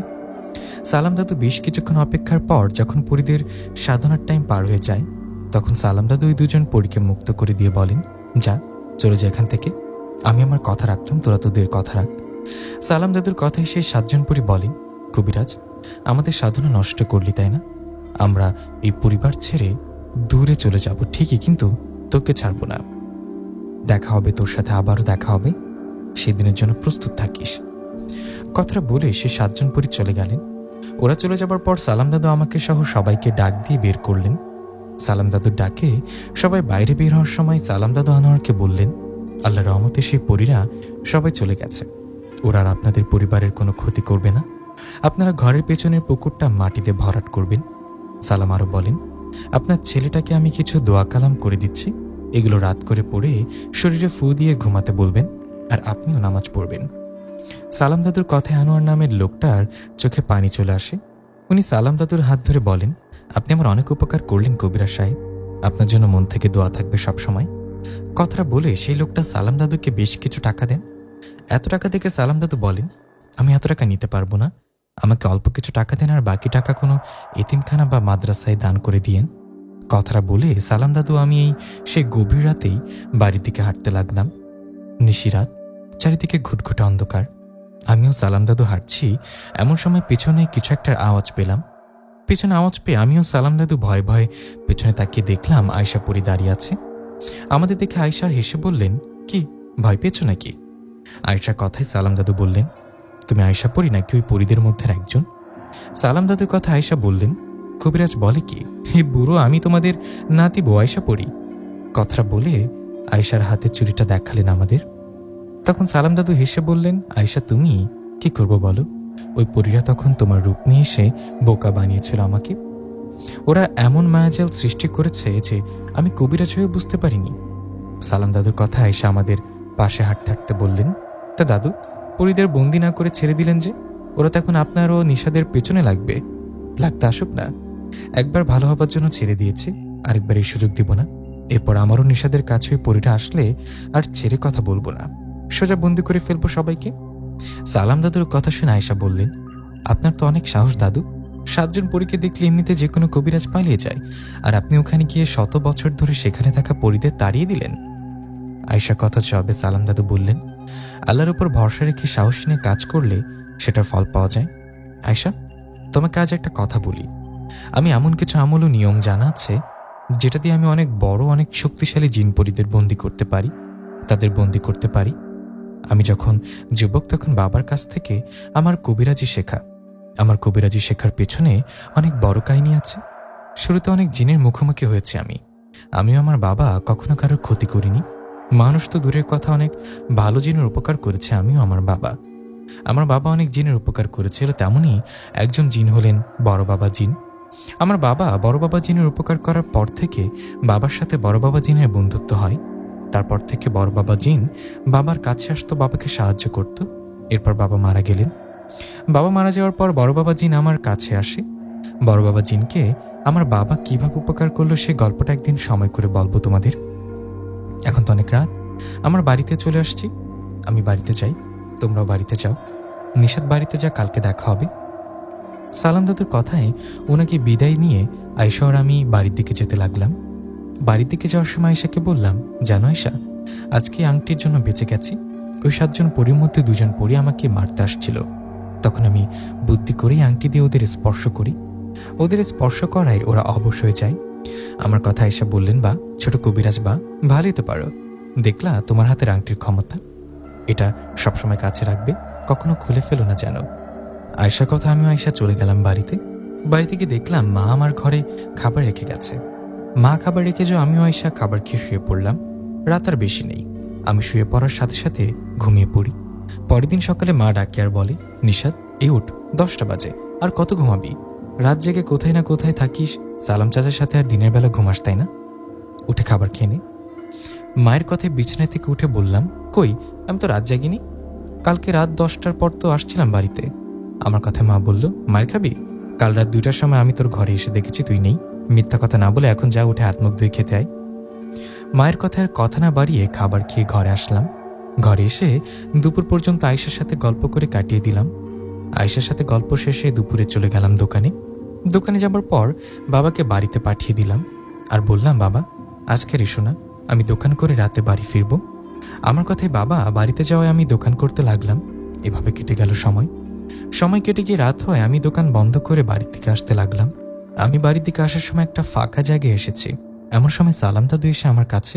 সালাম দাদুকে দেখে আমি বলি, আরে দাদু কোথায় যাচ্ছ এত রাতে? আমার কথায় দাদু বললেন, এই তো সামনে একজন মহিলাকে জিনে ধরেছে, সে জিন ছাড়াতে যাচ্ছে, তুই যাবি আমার সাথে? দাদুর কথা আমি বললাম, তোমার যে কতক্ষণ লাগে, দেরি হতে পারে, বাদ দাও, তুমি যাও, আমি বাড়িতে যাই। আমার কথায় সালাম দাদু বললেন, আরে বেশি সময় লাগবে না, আয় আমার সাথে আয়, আমি বাড়ি ফেরার সময় তোকে রেখে যাবো বাড়িতে, চিন্তা করিস না। সালাম দাদুর কথাও জোরে আমি বললাম, ঠিক আছে চলো। এই বলে সালাম দাদু আমাকে নিয়ে হাঁটতে লাগলো। আমিও সালাম দাদু হাঁটতে হাঁটতে একদিকে যাচ্ছি। তখন আমি এদিক সেদিক তাকিয়ে বললাম, দাদু তুমি কোথায় যাচ্ছ? আমার জানা মতে সামনে তো কোনো বাড়ি নেই, সামনে তো নদী। আমার এমন কথা শুনে সালাম দাদু বললেন, কি বলিস, সামনে একটা বাড়ি আছে, আয় দেখতে পাবি। এই বলে সালাম দাদু আমার হাত ধরে একটু সামনে যেতে আমার পেছন থেকে আয়শা পরে বলে উঠল, দাঁড়াও নিশাদ, সামনে যেও না। আয়শার কথা ওর দিকে তাকাতেই এদিকে মুহূর্তে সালাম দাদু তার রূপ পরিবর্তন করে সেই পরিরূপ নিলেন আর বললেন, আজ বেঁচে গেলি। কথাটা বলে সেই পরি দ্রুত চলে গেলেন। পরি চলে যাওয়া আয়শা এসে আমাকে ধরলেন, কারণ আমি নদীর একদম কিনারায় দাঁড়িয়েছিলাম। আমি ভাবতেই পারছি না সালাম দাদুর রূপে পরি আমাকে ধোকা দিবে। আমি তো ভাবছি সত্যি সালাম দাদু হবে। আয়শা আমাকে ধরে নদীর কিনারা থেকে নিয়ে বাড়ির দিকে আসতে লাগলেন। আর বলতে লাগলেন, অনেক হয়েছে, অনেক সহ্য করেছি। ওদের সাহস হয় কিভাবে তোমাকে হত্যা করার প্ল্যান করার? খুব তাড়াতাড়ি বিচার হবে ওই পরীদের। কথাটা বলে আয়েশা আমাকে নিয়ে বাড়িতে চলে গেলেন। বাড়িতে যাবার পর হাত মুখ ধুয়ে সবাই মিলে খাবার খেলাম। খাবার শেষে ঘরে গিয়ে শুয়ে আয়েশাকে বললাম, আচ্ছা আয়েশা, আমার সাথে পরীটা এমন করলো নাকি সালাম দাদুর সাথে করেছে? আমার কথা জবাবে আয়েশা বললেন, সালাম দাদুর সাথে করেছে এমনটা। তোমরা ওই পরীদের থাকার জায়গা থেকে তাড়িয়ে দিয়েছ, ওদের সাধনা নষ্ট করেছ, তাই ওরা তোমাদের পিছু নিয়েছে। আয়েশা কথা ওকে বললাম, হতে পারে, কালকে সালাম দাদুর বাড়িতে যাব, তুমি আমার সাথে যেহেতু। আমার কথা এসে রাজি হয়। আমি ঘুমিয়ে পড়লাম। পরের দিন কথা মতো আমিও আয়েশা সালাম দাদুর বাড়ির দিকে যেতে লাগলাম। আমিও আয়েশা সালাম দাদুর বাড়ির কাছে যেতে দেখলাম সালাম দাদু এগিয়ে আসছে আমাদের দিকে। আমাদের দেখে সালাম দাদু বললেন, আরে নিশাত, তোমরা কি আমার বাড়িতে আসতেছো নাকি? দাদুর কথা জবাবে আমি বললাম, হ্যাঁ দাদু, তোমার কাছে আসলাম। গতকাল রাতে আমার সাথে একটা অবাক করা ঘটনা ঘটেছে। ওই পরীদের মধ্যে একজন আমাকে তোমার রূপ নিয়ে নদীর পাড়ে নিয়ে গিয়েছিল। আমার কথা সালাম দাদু বলল, আর বলিস না, ওই পরীরা আমার পেছনেও লেগেছে। গতকাল রাতে আমার সাথে অবাক করা কিছু ঘটনা ঘটছে, তাই তো আমি তোর বাড়ির দিকে যাচ্ছিলাম। সালাম দাদুর কথা আমি বললাম, তাহলে এখন কি করবো দাদু? কিভাবে বুঝবো ওই পরীরা কারো রূপ নিয়ে আমাদের সামনে আসছে কিনা? আমার কথায় সালাম দাদু বললেন, কোনো উপায় নাই রে, আমাদের সবাইকে মরতে হবে ওই পরীদের হাতে। সালাম দাদুর কথায় আমি অবাক হয়ে বললাম, কি বলে এগুলা? এদিকে ঠিক তখনই আমাকে আয়েশা পরীকে অবাক করে দিয়ে আমাদের সামনে বাড়ি থেকে বেরিয়ে আসলেন সালাম দাদু। বাড়ি থেকে সালাম দাদু বেরিয়ে আসলেন, তাহলে আমাদের সাথে কথা বলছে কে? বাড়ি থেকে সালাম দাদু বের হওয়ায় আমাদের সামনে থাকা সালাম দাদু একটা হাসি দিয়ে পরিরূপ নিয়ে মিলিয়ে গেলেন বাতাসে। এই দৃশ্য দেখার পর আমি তো আকাশ থেকে পড়লাম। এতক্ষণ তাহলে সালাম দাদুর রূপ পেয়ে পরীর সাথে কথা বললাম আমরা। আমার মতো আয়েশা অবাক, দিনের বেলা সেই পরীটা এটা কেমন মায়াজাল সৃষ্টি করলো। এদিকে বাড়ি থেকে বেরিয়ে সালাম দাদু আমাকেও আয়েশাকে দেখে আমাদের কাছে এসে বললেন, নিশাত, তোমরা এখানে কি করো? আসল সালাম দাদুর কথায় দাদুকে বললাম, দাদু, মাথা ঘুরতেছে, বাড়িতে চলো, আমাদের সাথে কি ঘটছে এসব। কথাটা বলে সালাম দাদুকে নিয়ে চলে গেলাম ওনার বাড়িতে। দাদুর বাড়িতে গিয়ে বসে রইলাম। এই দেখে সালাম দাদু বললেন, নিশাত, কি হচ্ছে বল? দাদুর কথা আমি মন খারাপ করে বললাম, কি আর হবে, আমি এখন বুঝতেই পারি না কোনটা তুমি কোনটা আয়েশা পরী। সে পরীরা সবার রূপ নিয়ে এসে আমার সাথে কথা বলে। কালকে রাতে তোমার রূপ নিয়ে আমাকে নদীর পাড়ি নিয়ে গিয়েছিল হত্যা করতে। ভাগ্য ভালো আয়েশা সময় মতো চলে এসেছে এখানে, নইলে কালকে ওই পরীদের হাতে মারা যেতাম। আমার কথায় সালাম দাদু বললেন, আরে এইরকম ঘটনা তো আমার সাথে ঘটছে। গত রাতে তোর রূপ নিয়ে পরী আমাকে বাইরে নিয়ে যাচ্ছিল, তখন হঠাৎ আমার সন্দেহ হয়। আমার সন্দেহ হওয়ায় আমি জিজ্ঞাসা করি, কে তুমি, সত্য করে বলো। আমার কথায় তোর রূপে থাকা পরী তার আসল রূপে আসে, আর আমি কিছু বুঝোটার আগে আমাকে একটা থাপ্পড় দিয়ে চলে যাই। সালাম দাদুর কথা আমি বললাম, দাদু, এর কি কোনো ব্যবস্থা নেই? আমরা যেন বুঝতে পারি ওই পরীরা আমাদের সামনে অন্য রূপ কারো রূপে আছে। আমার কথা জবাবে সালাম দাদু বললেন, উপায় নিশ্চয়ই আছে। আচ্ছা, আমি বড় বাবা জিনকে স্মরণ ডাক দিয়ে জিজ্ঞাসা করি, একটু অপেক্ষা করো। কথাটা বলে সালাম দাদু বড় বাবা জিনকে স্মরণ করলেন। দাদুর ডাকি বড় বাবা জিন আসলে দাদু ওনাকে সালাম দিয়ে বললেন, কেমন আছেন বড় বাবা? দাদু সালামের উত্তর দিয়ে বড় বাবা জিন বললেন, আলহামদুলিল্লাহ, ভালো আছি। তুমি কেমন আছো সালাম? আয়েশা পরী কেমন আছো? বড় বাবার কথায় সালাম দাদু আয়েশা ভালো আছি বলে উত্তর দিলেন। এদিকে তখন বড় বাবা সালাম দাদুকে জিজ্ঞাসা করলেন, এই দিনের বেলা আমাকে স্মরণ করলে কেন? কোনো সমস্যা কি? তখন সালাম দাদু সব ঘটনা খুলে বললেন। সালাম দাদু বললেন, ওই 7 জন পরী আমাদের রূপের সামনে আসে। এর কি কোনো উপায় নেই যার ফলে আমরা বুঝতে পারবো ওরা সেই পরী? সালাম দাদুর কথায় বড় বাবা জিন একটু চুপ থেকে বলল, উপায় আছে, তোমরা একটু অপেক্ষা করো, আমি আসছি। কথাটা বলে বড় বাবা জিন চলে যায়। আর কিছুক্ষণ পর আবারও ফিরে আসে। বড় বাবা জিন এসে একটা সাদা রঙের ফুল সালাম দাদুকে দিয়ে বললেন, সালাম, এই ফুলটা নাও। এই ফুলটা জমজমের পানিতে ভিজিয়ে সামনে থাকা কারো শরীরে ছিটিয়ে দিলে বোঝা যাবে সে আসলে কেউ কিনা। আসল পরী যদি তোমার সামনে থাকে কারো রূপ নিয়ে, তাহলে ফুলের পানিও শরীরে ছিটিয়ে দিলে ও আসল রূপে আসবে। আমি ওই 7 জন পরীর বিষয়ে খোঁজ নিয়ে জানতে পারলাম ওরা সাধক প্রকৃতির পরী। ওদের 7 জনের 7 রকম ক্ষমতা আছে। কেউ কালো জাদুতে পারদর্শী, কেউ বা মায়াজাল, কেউ বা দ্রুত চলতে পারে, কেউ বা বেশি শক্তিশালী। এরকম ওরা খুব চালাক, তোমাদের পিছু এত সহজে ছাড়বে না। কিন্তু আয়েশা পরীর কাছে ওরা কিচ্ছু না। ওই 7 জন পরীরা হয়তো আয়েশা পরীর বিষয় জানে না। ওরা কার সাথে খেলতে আসছে তা জানা থাকলে এতদিনে পালিয়ে যেত। তো যাই হোক, তোমরা সাবধানে থেকো। আর সালাম, আমাকে কোনো প্রয়োজন হলে ডাক দিও, কেমন? এই বলে বড় বাবা জিন চলে যায়। বড় বাবা চলে যাওয়ার পর সালাম দাদু বলে, উপায় তো একটা পেলাম, এখন এই পরীরা অন্য কারো রূপে আমাদের সামনে আসতে পারবে না। সালাম দাদুর কথা আয়েশা বললেন, দাদু, এখন থেকে আপনাকে ডিস্টার্ব করতে আসলে ওই পরীদের ছেড়ে দিবেন না, সোজা বন্দি করে ফেলবেন, বন্দি করে আমাকে স্মরণ করবেন, বাকিটা আমি দেখব। আয়েশার কথায় সালাম দাদু রাজি হলেন। তখন আমি বললাম, দাদু তাহলে থাকো, আমরা বাড়িতে যাই, দুপুর হয়ে আসছে, আমাকে বাজারে দোকানে যেতে হবে। আমার কথায় সালাম দাদু বললেন, দাঁড়া, কিছু খেয়ে যা। এই বলে দাদা দাদিকে বললেন খাবার নিয়ে আসতে। সালাম দাদুর কথায় দাদি খাবার নিয়ে আসলেন। দাদি খাবার নিয়ে আমাদের দেয়ায় আমরা সেটা তো খেতে পারছি না, উল্টো খাবারটা দেখে বমি আসছে, কারণ খাবারটা ছিল পচা নষ্ট একটা খাবার। এরকম খাবার দেখে সালাম দাদুর সন্দেহ হয়, আর সালাম দাদুর সাথে সাথে বড় বাবা জিনের দেয়া ওই ফুলটার পানি দাদির শরীরে ছিটিয়ে দেয়। দাদির শরীরে ওই ফুলের পানি ছিটিয়ে দেওয়ার সাথে সাথে দাদা একটা পরীর রূপে রূপান্তরিত হয়। দেখছেন কি অবস্থা? দাদির রূপে এতক্ষণ পরী ছিল, সে পরী তার আসল রূপে ফিরে আসার পর পালাতে গেলে মুহূর্তে আয়েশা পরী ওকে ধরে ফেলে। আয়েশা পরী ওকে ধরায় ওই পরীটা হাসতে হাসতে বলে, আয়েশা পরী, ছাড় আমাকে, তুই কি ভেবেছিস তোর কথা জানার পর আমরা পালাবো না? আমরা কোনো শক্তিকে ভয় পাই না। তোর স্বামীও এই কবিরাজের জন্য আমাদের সব সাধনা নষ্ট হয়েছে, আমরা আমাদের থাকার জায়গা, আমাদের বাসস্থান হারিয়েছি, আমরা তো এদের ছাড়বো না, এক এক করে সবাইকে মারব। এই বলে বিকট শব্দ করে হাসতে থাকে সেই পরী। পরীর এমন হাসি দেখে আয়েশা পরী বলেন, শেষবারের মতো হেসে নে, কারণ এরপর থেকে আর হাসতে পারবি না, কারণ তোকে এখানেই শেষ করব। আয়েশার এমন কথায় সে পরী হাসি থামিয়ে বলে, এই আয়েশা, আমাকে হুমকি দিচ্ছিস? আমাকে মেরে ফেললে আমার বাকি 6 বোন তোকে ছেড়ে দিবে ভাবছিস? না, তোকে ছাড়বে না ওরা। পরীর কথায় আয়েশা বললেন, আমার চিন্তা বাদ দিয়ে নিজের চিন্তা কর। কথাটা বলে পরীকে মুহূর্তের মধ্যে সেখানে মেরে ফেললেন আয়েশা পরী। ওকে মেরে ফেলার পর সালাম দাদু বললেন, আয়েশাকে মেরে ফেললা, এখন তোর বাকি 6 বোন আমাদের উপরে আরো ক্ষিপ্ত হবে। সালাম দাদুর কথা আয়েশা বললেন, দাদু আপনি কোনো ভয় পাবেন না, ওরা কারা মোকাবেলা করতে আসছে ওদের কি জানা নেই। আপনি আপনারও দাদির শরীর সবসময় বন্ধ রাখবেন, আর চিন্তা করবেন না, ওরা বেশি কিছু করতে আসলে বন্দি করে ফেলবেন। আমরা এখন আসি, কেমন? কথাটা বলে আমিও আয়েশা চলে আসলাম বাড়িতে। বাড়িতে আসার পর আয়েশাকে বললাম, আয়েশা আমি গোসল করে আছি, তুমি খাবার দাও, কেমন? আমার কথা মতো আয়েশা তাই করলেন। আমি গোসল করে এসে মা আমিও আয়েশা খাবার খেয়ে নিলাম। খাবার শেষে আয়েশাকে বললাম, আয়েশা আমি বাজারে দোকানে যাই, বাজারে গিয়ে বাবাকে বাড়িতে পাঠাতে হবে, উনি এসে খাবার খাবে। আমার কথা আয়েশা বললেন, নিশাত একটা কথা, আজকে বাবাকে বাড়িতে পাঠাও না, তুমি খাবার নিয়ে যাও বাবার জন্য। বাবার দোকানে খাবার খেলে তুমিও বাবা একসাথে দোকান করবে, একসাথে দোকান শেষে সন্ধ্যা হবার আগে বাড়িতে আসবে। কি বললাম মনে থাকবে? সন্ধ্যা হবার আগে বাবাও তুমি বাড়িতে আসবে। আয়েশার কথা মতো আমি সেটাই করলাম। বাবার জন্য খাবার নিয়ে চলে গেলাম দোকানে। সেখানে গিয়ে বাবাকে খাবার খেতে দিয়ে আমি দোকানে বসলাম। দোকান বসায় বিকাল পর্যন্ত দোকান করে সন্ধ্যার আগে চলে আসলাম বাড়িতে। বাড়িতে আসে সেই রাতের ঘটনা।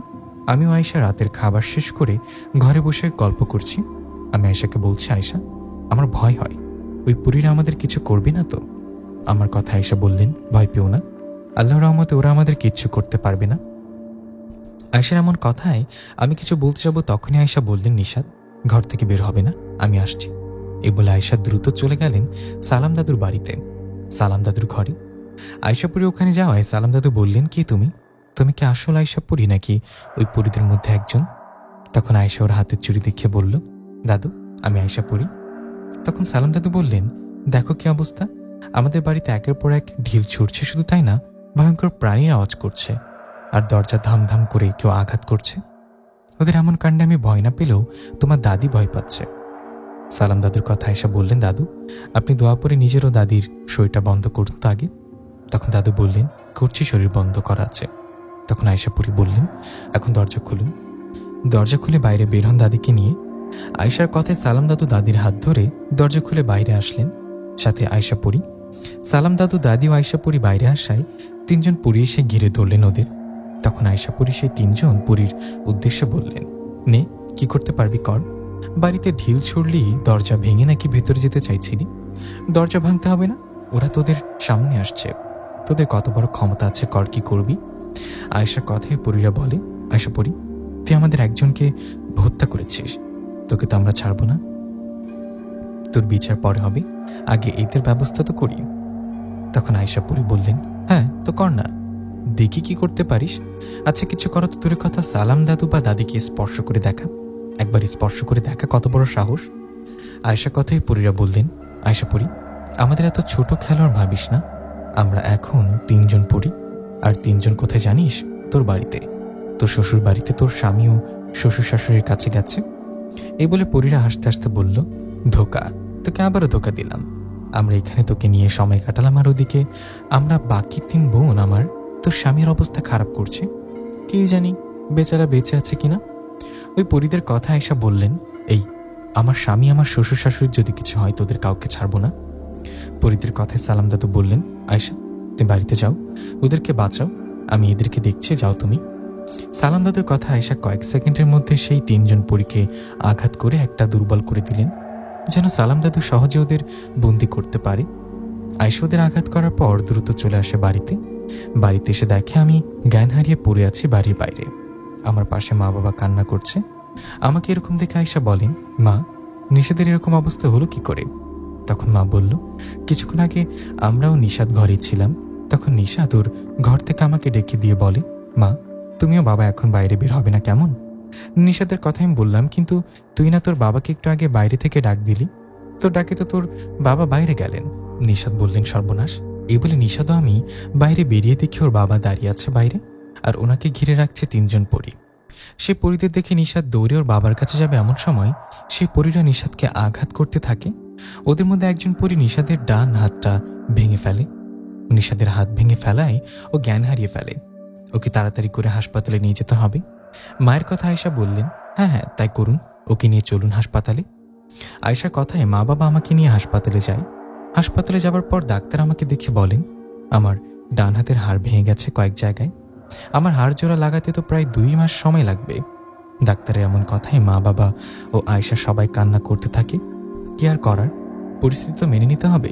তা ভাগ্য ভালো, আল্লাহর রহমতে বেঁচে আছি, মারা যায়নি। ডাক্তারের কথা বাবা বললেন, ঠিক আছে ডাক্তার বাবু, আপনি যা যা করতে হয় করুন, টাকা নিয়ে কোনো চিন্তা করেন না। বাবার কথায় ডাক্তার আমার চিকিৎসার জন্য যা যা করার সেটাই করেন। এই ঘটনার পরের দিন আমার জ্ঞান ফেরে।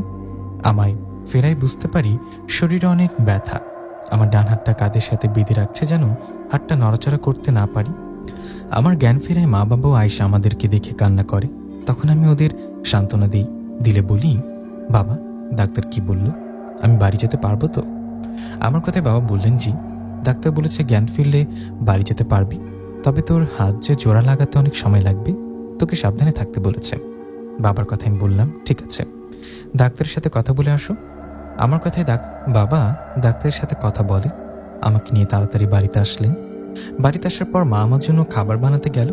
আমি আয়শাকে বলি, আয়শা তুমি সালাম দাদু তোমরা ঠিক আছো তো? ওই পরীরা তো আমার উপর আক্রমণ করেছে, আমার মতো তোমাদের কোনো ক্ষতি করেনি তো? তখন আয়শা বলল, না নিশাদ, আমরা ঠিক আছি, তুমি আমাদের নিয়ে চিন্তা করো না। আয়শার কথা আমি আর কোনো কথা না বাড়িয়ে শুয়ে রইলাম। এভাবে সেই দিনটা কেটে গেল। সেদিন রাতের খাবার খাওয়ার সময় আয়শাকে বললাম, আয়শা তুমি খাবে না, আসো একসাথে খাই। দুপুরেও খেতে বললাম, সেখানে খেলে না কোনো সমস্যা হয়েছে কি তোমার? শরীর কি খারাপ? আমার কথা আয়শা বলল, না না আমার শরীর ঠিক আছে, আমি একটু পর খাবো, তুমি খেয়ে ওষুধ খাও। আয়শার কথা মতো আমি খাবার খেয়ে ঘুমাতে গেলাম। আয়শা বললেন, নিশাদ ঘুমাইও না, একটু পর ঘুমাও, তোমাকে নিয়ে একটা জায়গায় যাব। জিজ্ঞাসা করো না কোথায় যাবে, শুধু আমার সাথে চলো। আয়শার কথা আমি বললাম, ঠিক আছে চলো। আমি রাজি হয় আয়শা আমাকে নিয়ে বাইরে গেলেন। বাইরে একটা ফাঁকা জায়গায়, সেখানে যাবার পর দেখলাম সালাম দাদু বসে আছে। সালাম দাদুকে দেখে আয়শাকে বললাম, আয়শা সালাম দাদু এখানে, উনি জানলো কি করে আমরা এখানে আসবো? উনি আবার সালাম দাদুর রূপে সে পরি নয় তো? আমার কথা জবাবে আয়শা বললেন, আমি সালাম দাদুকে এখানে আসতে বলেছি। ওইদিকে সালাম দাদু বললেন, হ্যাঁ নিশাদ, আয়শা এখানে আসতে বলেছে আমাকে, আমি তো সালাম দাদু। এই বলে সালাম দাদু বরবাবাদ দেয়া ফুলের পানি আমারও আয়শার শরীরে ছিটালেন। তারপর নিজের শরীরে সেই পানি ছিটে বললেন, দেখ আমরা সবাই আসুন, আমাদের মধ্যে পরীরা নেই। তখন আমি আয়শাকে বললাম, এখানে আমাকে নিয়ে আসলে কেন আয়শা? সালাম দাদু তুমি তো বলো আমাকে কেন এখানে নিয়ে আসলে? আমার কথা জবাবে আয়শা বললেন, বিচার হবে, তোমাকে আঘাত করার বিচার। নিশাদ তুমি সালাম দাদুর সাথে থাকো, আমি এক্ষুনি আসছি। এই বলে আয়শা চলে গেলেন। আর কিছুক্ষণের মধ্যে 3 জন পরীকে ধরে নিয়ে আসলেন। সেই 3 জন পরী হারাচ্ছিল। 3 জনকে ধরে নিয়ে আসার পর আয়শা সালাম দাদুকে বললেন, দাদু তুমি যে 3জন পরীকে বন্দি করেছ ওদের ছেড়ে দাও। আয়েশার কথায় দাদু বন্দি করা 3জন পরীকে ছেড়ে দিলেন। 6জন পরী আবার একসাথে হলেন। সবাই একসাথে হওয়ায় আয়েশা বললেন, সালাম দাদু ও নিশাদের চোখের আড়ালে আমি তোদের অনেকবার বুঝিয়েছি এদের কিছু করবি না, কিন্তু আমার কোনো কথা তোরা শুনিসনি। আমার কথা না শুনে আমার স্বামীকে আঘাত করে হাত ভেঙে ফেললি, কেন করলি এমনটা বল, জবাব দে এখনই। আয়েশার এমন কথা একজন পরী বলল, আয়েশা তুই বললে কি আমরা চলে যাব, আমরা প্রতিশোধ নিব? সেই পরী এরকম কথা বলতেই আয়েশার বুকের মধ্যে একটা আঘাত করে ওকে মেরে ফেলেন। ওর মৃত্যু দেখে বাকি 5জন পরী বলতে লাগলেন, এ আয়েশা তুই কিন্তু আমাদের বিষয়ে পুরোপুরি জানিস না, আমাদের মা বাবা কিন্তু এখনো বেঁচে আছে, ছেড়ে দে আমাদের। ওদের কথা আয়েশা বললেন, তোর মা বাবা থেকে শুরু করে তোর বংশের যত জিন আছে সবাইকে ডাক, সবাই আসলেও আজ এখনই তোদের কঠিন বিচার হবে। এই বলে আয়েশা পরী সেই পরীকে ধরে, যে পরীটা আমার হাত ভেঙে ফেলেছিল, আয়েশা পরী সেই পরীকে ধরে আমার সামনে দাঁড় করিয়ে বললেন, তুই আমার স্বামীর হাত ভেঙে ফেলেছিলি তাই না? তুই আমার স্বামীর হাত ভেঙে ফেলার পর থেকে প্রতিজ্ঞা করেছি তোর বিচার না হওয়া পর্যন্ত আমি খাবার খাবো না। নিশাদ দেখো, এ তোমার হাত ভেঙে ফেলেছিল না, দেখো তাকাও। কথাটা বলে আয়েশা পরী সেই পরীটার হাত টান দিয়ে ছিঁড়ে ফেললেন। হাত টান দিয়ে ছিঁড়ে ফেলার পর ওর সাথে মাথাটাও টান দিয়ে ছিঁড়ে ফেললেন। এই দৃশ্য দেখে বাকি 4জন পরী সেখান থেকে পালাতে গেলে আয়েশা পরী একটাকে ধরে ধরছেন আর আঘাত করতে করতে মারতে লাগলেন। এভাবে 3জন পরীকে মারতে পারছেন আয়েশা পরী। আর একজন পরী যে সবার বড়, ওর নাম শাহানুর পরী। সে শাহানুর পরীকে ধরতে পারেনি কারণ অন্য পরীদের মারার সময়ও পালিয়ে গেছে। শাহানুর ছাড়া বাকি সব পরীদের মেরে ফেলার পর আয়েশা পরী শান্ত হলেন আর বললেন, সবাইকে শেষ করে দিলাম। এই বলে আয়েশা শান্ত হয়ে সালাম দাদুকে বললেন, দাদু আল্লাহর রহমতে এখন থেকে আর কোনো সমস্যা হবে না, যে একজন পরী পালিয়ে গেছে ও আর ভয় কখনো ফিরে আসবে না, আপনি বাড়িতে চলে যান। আয়েশা কথায় সালাম দাদু বাড়িতে চলে যায়। এদিকে তখন আয়েশা আমাকে ধরে বাড়িতে নিয়ে আসে। আমিও আয়েশা বাড়িতে আসার পর আয়েশা পরীকে বলি, ওই পরীরা আমাকে আঘাত করার সময় অনেক কষ্ট পেয়েছে তাই না? আমার কথা জবাবে বললেন, হ্যাঁ তোমাকে যে অনেক ভালোবাসি তাই। আয়েশার কথায় ওকে এক হাত দিয়ে বুকে জড়িয়ে ধরলাম। এরপর বললাম, এখন তো খেয়ে নাও। আমার কথা আয়েশা খাবার খেয়ে নিলেন। এই ঘটনার পর আয়েশা সবসময় আমার সেবা ও যত্ন করতেন। এভাবে অনেকদিন পর আমি আল্লাহর রহমতে সুস্থ হই। আর আমার সুস্থতার মধ্য দিয়েই আয়েশা পরীর গল্পটা এখানেই শেষ হলো। কিন্তু একটা কথা মনে রাখবেন, শাহানুর পরী কিন্তু পালিয়ে গেছে। আয়েশা পরীর সামনের গল্পে অন্য জিন পরীর সাথে ওই শাহানুর পরীর কাহিনী থাকবে। আয়েশা পরীর পরের গল্পগুলোর জন্য অপেক্ষা করুন। ভালো থাকবেন। আর এরকম ধরনের গল্প পেতে হলে অবশ্যই আমাদের চ্যানেলটি সাবস্ক্রাইব করে আমাদের পাশে থাকা বেল আইকনটি প্রেস করে দিবেন। এখন আজকের জন্য বিদায় নিচ্ছি, দেখা হবে পরবর্তী গল্পে। আসসালামু আলাইকুম।